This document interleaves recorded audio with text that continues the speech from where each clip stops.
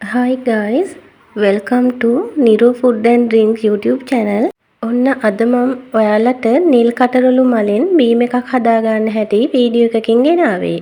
Beam එක හදන විදිය විතරක් නෙවෙයි ඔයාලට පේනවා ඇති මම වීඩියෝ එකට ඇඩ් කරලා තියෙනවා නිල් කටරළු ඩ්‍රින්ක් එක බිව්වම අපේ ශරීරයට ලැබෙන ප්‍රතිලාභ කොපමණද කියලා. අපි දෙයක් බොන්න කලින් ඒ ගුණ කොහොමද කියලා දැනගෙන බොන්න එපා නේද? මම නම් මේ බීම් එක හදාගන්න මල් ටික නම් හොයාගත්තේ අපේ ගෙවත්තේම හදලා තියෙන මල් වලින් තමයි. බලන්න මේ මල් වල ලස්සන නේද? අපි මුලින් බීම් එක හදාගන්න මේ විදිහට මල් ටික කඩාගෙන ඉමුකෝ. බීම් එක විතරක් නෙවෙයි අපිට රූපලාවන්‍ය දේවල් වලට ගන්න පුළුවන් දේකුත් මම මේ වීඩියෝ එක අන්තිමේදී පෙන්නනවා. ඒ නිසා වීඩියෝ එක අවසන් වෙනකම් බලන්න හොඳේ. හරි මෙන්න මේ විදිහට මල් ටික කඩාගෙන අපි මේ විදිහට එක තැනකට තියාගමුකෝ මුලින්. කටරළු මල් ඉතින් බීම හදන්න වගේම එක එක කෑම ಜಾති වලටත් ගන්නවා. ඉතින් කෑමවල ස්වභාවික පාට ගන්න. හරි අපි දැන් මේ මල් ටික වතුර භාජනයකට දාලා හොඳට පිරිසිදු කරගමු. මොකද මේ මල් වල චූටි කෘමි සතුන් ඉන්නවා, කූඹි ඉන්නවා. ඒ නිසා අපි මෙහෙම වතුර එකට දාලා තිබ්බම ටිකක් වෙලා යනකොට සත්තු ඉන්නවනම් මලෙන් අයින් වෙනවා. අපේ වත්තේම මේ මල් ටිකක් ඉඳ ගන්නවා නම් අපිට පුළුවන් සතියේට දෙපාරක් තුන් පාරක් වගේ මේ වගේ කටරළු ඩ්‍රින්ක් එකක් හදලා බොන්න. ශරීරයට ගොඩක්ම ගුණදායකයි. හොඳ කොලජන් ඩ්‍රින්ක් එකක්. මං හදන විදිය බලන්නකෝ. මේ වගේ හදලා බිව්වම බොන්නත් පුළුවන්. උණුසුම් වතුර දාන්න පුළුවන් විදියට මොකක් හරි භාජනයක් ගන්න. ඒකට මේ විදියට මල් ටික සේරම දාගන්න. ඊට පස්සේ හොඳට නටන උණු වතුර දාගන්න.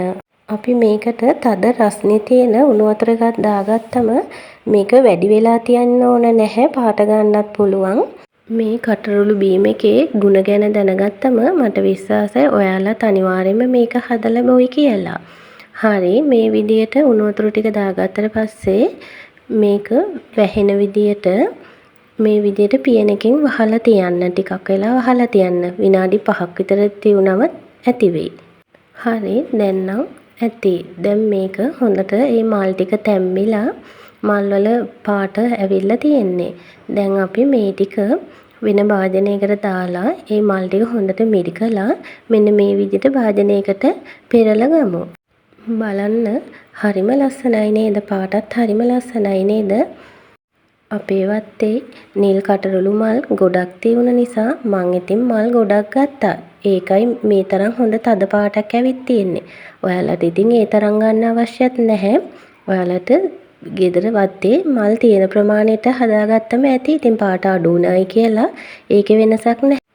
ඔයාලට කියන්න බැරි වුණානේ මම මේ හදන්න යන්නේ නිල් කටරළු අයිස් කියුබ් දාපු නිල් කටරළු ඩ්‍රින්ක් එකක්. ඒ නිසා අපි අයිස් කියුබ් ටික හදාගන්නත් ඕන. මං නම් ඉතින් නිල් කටරළු බීම් එක හදන්න කලින්ම කටරළු මල් ටිකක් තැම්බෙන්න දාලා අයිස් කියුබ් ටික හදාගන්න මේ විදියට වක් කරලා ෆ්‍රීස් වෙන්න දාගෙනයි තිබුණේ. ඔයාලත් කල් තියාම ඒක කරගන්න. එහෙම නැත්නම් නිකන් අයිස් කියුබ් දැම්මත් කමක් නැහැ ඉතින්. මෙන්න මේ විදියට සේරම ෆිල් කරගෙන ෆ්‍රීසරේට දාලා හොඳට ෆ්‍රීස් වෙන්න ඇරියම අපිට අවශ්‍ය වෙලාවට ගන්න පුළුවන්. මම නම් ඉතින් කල් තියා දාලා තිබුණේ අවශ්‍ය වෙලාවට ගන්න විදියට.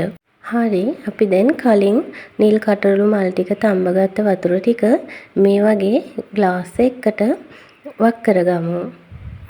මේ වගේ හදන නිල් කටරළු මල් බීම් එකක් අපිට බොන්න වගේම අපිට පුළුවන් ගිලන්පසට වුණත් පූජා කරන්න.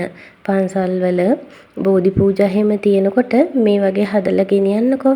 හරි මේ විදියට වීදුරුවට වක් කරගෙන ඒකට ලුණු චුට්ටක් එකතු කරන්න. ලුණු වැඩි ඕනේ නැහැ. අසනීප මොන හරි තියෙන හැට නම් විශේෂයෙන් කොලෙස්ටරෝල් සුගර් වගේ තියෙන හැට නම් ලුණු අවශ්‍යම නැහැ ඉතින්. ලුණු නැහැ කියලා ඉතින් බොන්න බැරි කමකුත් නැහැ ඉතින්. ටිකක් රස ගන්න විතරයි දාන්නේ. මේ විදියට සීනි ටිකකුත් එකතු කරගන්න. සීනි ඉතින් මෙච්චර ප්‍රමාණයක් කියලා කියන්න අමාරුයි. එක එක්කෙනාගේ රසය වෙනස්නේ නේද?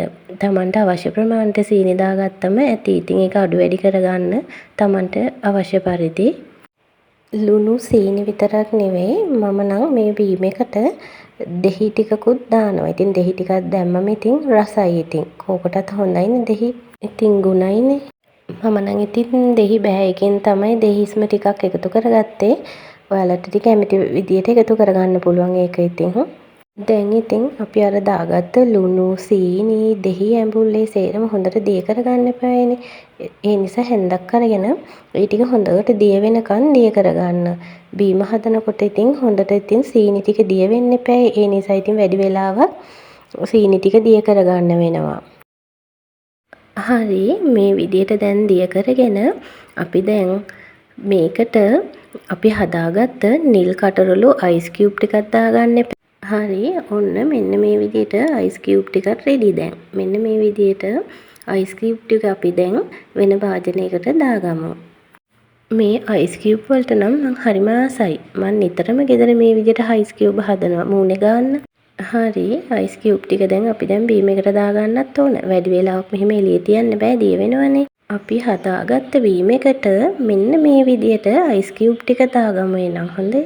මං අර කලින් කිව්වා වගේ මේ වගේ නිල් කටරළු බීම එකක් හදලා නිල් කටරළු මල් වලින්ම අයිස් කියුබ් හදලා දාන්න ඕනේ කියලා එකක් නෑ ඉතින්. Tamanට එහෙම කරන්න වෙලාවක් නැත්තම් නිකන් අයිස් කියුබ් ටිකක් හරි දාලා බොන්නකෝ, නැත්තම් කූල් වතුර ටිකක් දාලා හරි බලන්න. මේ බීම එක හරිම ලස්සනයි නේද? හරිම ලස්සන වගේම හරිම රසවත්, හරිම ගුණවත්.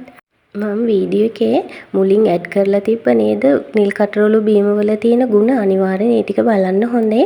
ඒවා බැලුවම මේ වගේ බීම එකක් හදාගෙන බොන්නම හිතෙනවා. ඒ වගේම අපේ වත්තේ නිල් කටරළු මල් ටිකක් වගා කරගන්නත් හිතෙනවා. ඒ තරම් ගුණවත්. අපි වැඩි ඒ ගුණ ගැන දැනන් හිටියේ නෑනේ නේද? ඔයාලට මතක ඇති මම වීඩියෝ එක මුලදී කිව්වා රූපලාවන්‍යයට ගන්න දේකුත් මම පෙන්නනවා කියලා. වීඩියෝ එක අන්තිම වෙනකම් බලන්න කියලා. ඔන්න ඔක තමයි මේ දේ. මේ මොකද්ද දන්නවද? මේක නිල් කටරළු ටෝන් එකක්. මමත් යූස් කරනවා මේක. අර වගේම නිල් කටරළු මල් වලින් ටිකක් තම්බගෙන ගත්ත වතුර එකෙන් මේ වගේ බොටල් එකකට දාලා ෆ්‍රිජ් එකේ දාලා තිබ්බම ඒකත් හොඳ ටෝන් එකක් තමයි. මූණේ කුරුලෑ වලට, ලප කැලල් වලට ඒ හැම දෙයකටම ගොඩක් හොඳයි. මමත් මේක යූස් කරනවා. ෆ්‍රිජ් එකේ දාලා තිබ්බම ඉතින් නරක වෙන්නේ නැහැ ඉතින්. කඩවල් වල තියෙන කෙමිකල් මික්ස් ටෝන වලට වඩා නම් මේක ගොඩක්ම හොඳයි ඉතින්.